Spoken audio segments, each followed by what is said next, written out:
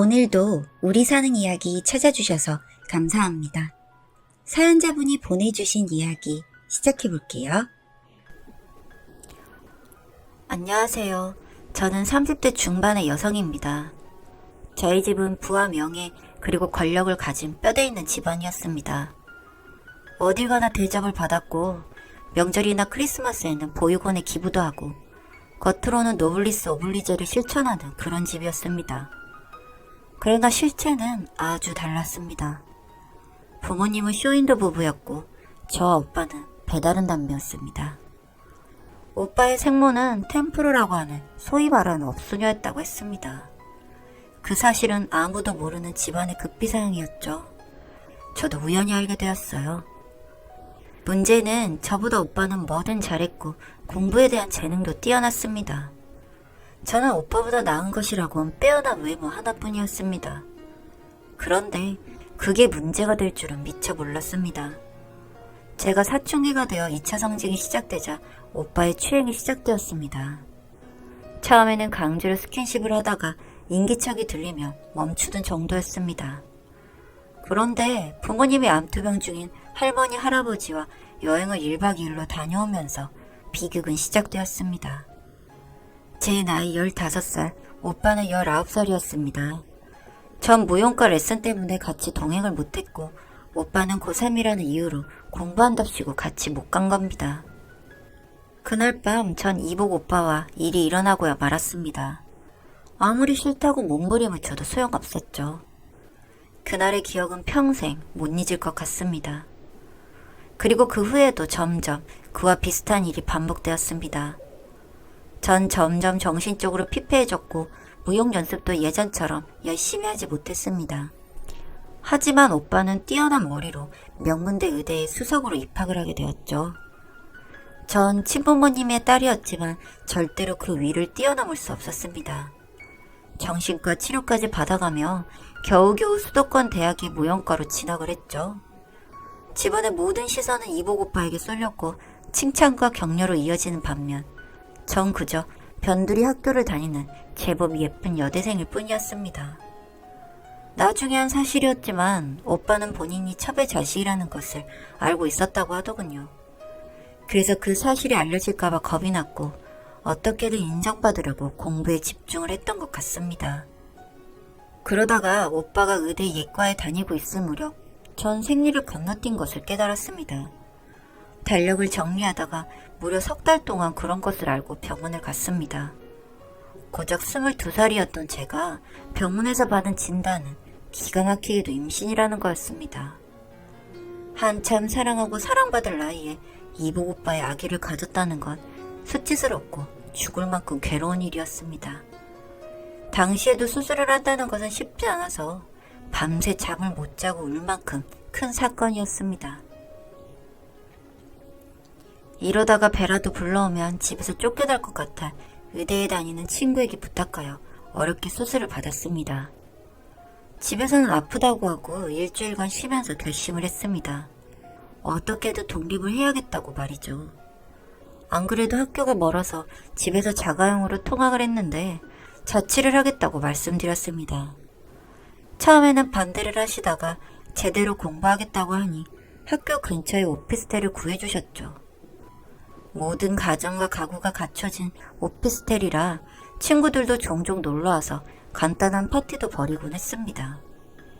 그런데 계속 밤에 악몽을 꾸면서 죽은 아기가 저를 가만두지 않겠다고 달려드는 환상을 보게 되었죠. 나중에는 환청도 들리기 시작했습니다. 처음으로 복수심이 들었습니다. 제 안에 분노가 이 지경인가 싶을 정도로 몸을 부들부들 떨면서 어떻게든 이 끔찍한 괴로움을 되갚아주겠다고 결심했습니다. 그리고 집에서 보내온 돈을 모으기 시작했습니다. 부유했기 때문에 용돈은 넉넉히 주셨고 그 돈은 고스란히 통장에 쌓여갔습니다. 일단 세람을 사서 이복 오빠의 뒷조사를 했습니다. 본과에 올라갔는데도 공부하면서도 꽤나 이름 있는 집안의 딸과 연애를 한다는 것은 알게 되었죠. 전 참을 수 없는 분노가 솟았어요. 꽃다운 나이에 몸은 엉망진창으로 망가졌고 어느 남자를 봐도 자신감 하나 없었는데 저를 괴롭힌 그 인간은 인생을 즐기고 있다는 사실이 치를 떨게 만들었습니다. 더 이상은 못 견디겠더라고요. 이복 오빠의 여친이 누군지 알아내서 똑같이 해주겠다며 계획을 세웠습니다. 데이트가 끝나고 헤어지는 순간 제가 고용한 사람들이 이복 오빠를 흠씬 두들겨 패고 여친을 보는 앞에서 추행하도록 만들었습니다. 두 인간 다 갈갈이 찢어 죽이고 싶었지만 차마 그럴 수는 없었습니다. 둘 다 정신을 잃고 쓰러져 지나가던 사람이 119에 신고해주어 살아났다고 제가 고용한 사람이 전해주더군요. 장소도 기가 막히게 CCTV가 드문 한적한 길가였기 때문에 전 안전하다고 생각했습니다. 그저 조용히 일이 마무리될 줄 알았는데 사건은 일파만파로 퍼져서 수사가 시작되었습니다. 치정에 의한 성추행이라는 점에 주목했고 이복 오빠를 질투한 몇몇 여자들이 물망에 올랐지만 증거가 없어서 뭐 어쩔 도리가 없었겠죠. 그래도 그 일로 오빠도 충격이 컸는지 여친과는 헤어지고 군대를 가버리더군요. 저희 집에서 그 여친 집안에 거액을 들여 보상해 주었다고 측근이 알려주었죠. 그러다가 군대에서 잠시 휴가를 나와 집에 왔다고 하는데 저는 일부러 그 자리를 피했습니다. 그리고 학교로 다시 돌아와서 대학원 입학을 준비하기 시작했습니다. 그러던 중 저는 아주 흥미로운 장면을 목격하게 되었습니다. 바로 저희 본가를 배회하는 어떤 여자를 보게 된 것이었죠. 한두 번 본 게 아니다 보니 하루는 그 여자들만 계속해서 숨어서 보고 있었습니다. 보니까 이 여자가 이복 오빠의 생모더군요. 돈이 떨어지니 아버지를 찾아와서 돈을 달라고 요구를 해온 것이었나 봅니다. 그리고 나서 집에서 누군가가 나오는데 바로 제 엄마였고 엄마는 그 여자에게 구정물을 한 바가지 뿌리더니 한 번만 더 주변에서 얼쩡거리며 무슨 짓을 해서라도 죽여버릴 거라고 말씀하시더군요. 엄마의 새로운 모습에 놀라고 있는데 그 여자도 지지 않고 말하는 것을 들었습니다. 자기 아들까지 데려다가 키웠으면 그만한 대가를 치르라면서 그렇지 않으면 아버지가 비리 저지른 것은 다 알릴 것이고 이복 오빠와의 정치까지도 본인이 다 까발릴 거라고 소리를 지르니 엄마는 그 여자를 데리고 집으로 들어가셨습니다. 나중에서야 알게 된 사실은 그 여자는 그렇게 건물 하나를 받을 수 있었다고 했습니다. 그렇게 그 여자가 한바탕 집안을 쑤시고 있던 날 엄마와 아버지의 싸움이 시작되었습니다. 쇼윈도 부부였으니 서로 간에 정이 있을 리 만무해서인지 싸울 때도 급이 달랐습니다. 골프채는 뭐 별것도 아니었죠. 그런데 너무 흥분한 아버지가 좀 심하게 엄마의 몸을 골프채로 치료하는 것을 본 순간 저에게는 소중한 엄마였기에 보호하기 위해 뛰어들었습니다. 너무 세게 얻어맞아서였는지 그 이후로는 기억이 없었고 눈을 떠보니 병원이더군요. 비장이 파열돼서 수술을 받게 되었다고 했고요. 이런 일이 일어나자 전 아버지께 당당하게 제 몫의 재산을 증여해달라고 요구했습니다. 어머니는 제가 살린 거나 마찬가지여서였는지 당장 변호사를 불러서 유언장 변경도 요구하셨습니다. 그렇게 저는 제 몫의 유산과 현금을 들고 미국으로 갔습니다. 모든 것을 잊고 새로 시작하고 싶었으니까요. 한인들이 없는 곳에 터를 잡아 심리상담을 학부로 다시 들어가 공부를 시작했습니다. 한국의 교육 방식과는 자유로운 토론이 저에게 맞았고 어릴 적부터 외국을 자주 드나들어 언어 소통이 활발해서인지 좋은 성적을 받을 수 있었죠. 그리고 좋은 한국인 남자친구를 사귀면서 제 과거는 조금씩 잊혀져 갔습니다. 다만 잃어버린 아이에게 죄책감은 남아있어 그와의 스킨십이 어려웠지만 서서히 극복해 나가며 인간다운 삶을 살아가고 있었습니다.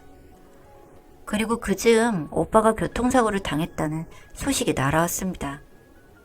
군의관을 마치고 병원에서 일하려던 시기에 음주운전 차량에 몸을 다쳤다고 하더군요. 그렇게 별 대수롭지 않게 입원만 하면 나아서 나오는 줄 알았는데 충격적이게도 그 사고로 하반신 마비가 되었다고 하더군요. 집안은 난리가 났고 한국에서 해결이 안 되자 미국 병원의 유명한 신경과에 입원을 해서 재수술을 받게 되었죠. 뭐 평생 안 보고 살아가려 했는데 미국까지 왔다고 하니 전 망설이다가 처음 병문안을 갔습니다.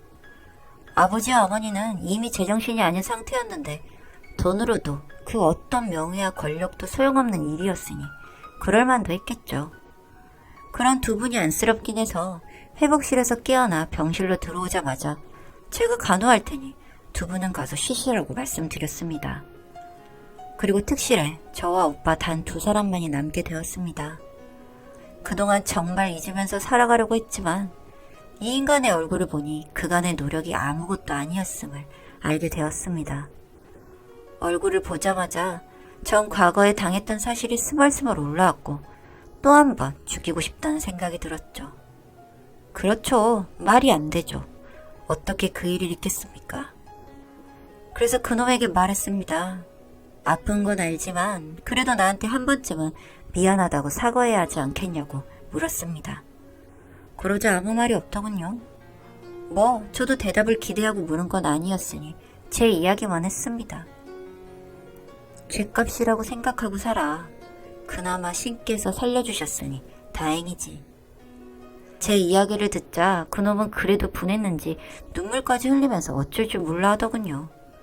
화를 내고 싶었겠지만 기운이 있을 턱이 없었죠. 그렇게 전 병실 문을 닫고 나와버렸습니다. 그 후로 전 오빠와 마주친 적이 없습니다. 재활 치료를 받으며 걷기 연습을 하고 있다는데 호전되었다는 소식은 듣지 못했습니다. 모든 게 인과응보라고 생각했습니다. 그리고 오래되지 않아 오빠의 생모도 자살했다는 소식이 들려오더군요. 그 소식을 듣고는 이제 엄마는 조금이라도 평온을 찾았을까 궁금해졌습니다. 그렇게 저희 집안을 파탄낸 두 인간의 인생은 쓰러져 갔습니다. 전 이제 뒤를 돌아다보지 않으려고 합니다. 앞으로 남은 인생은 앞만 보고 걸어가 보려고요. 그리고 정말 보란듯이 열심히 행복하게 살아갈 것입니다.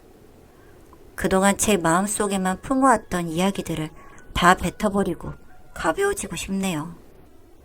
긴 글 읽어주셔서 감사드립니다.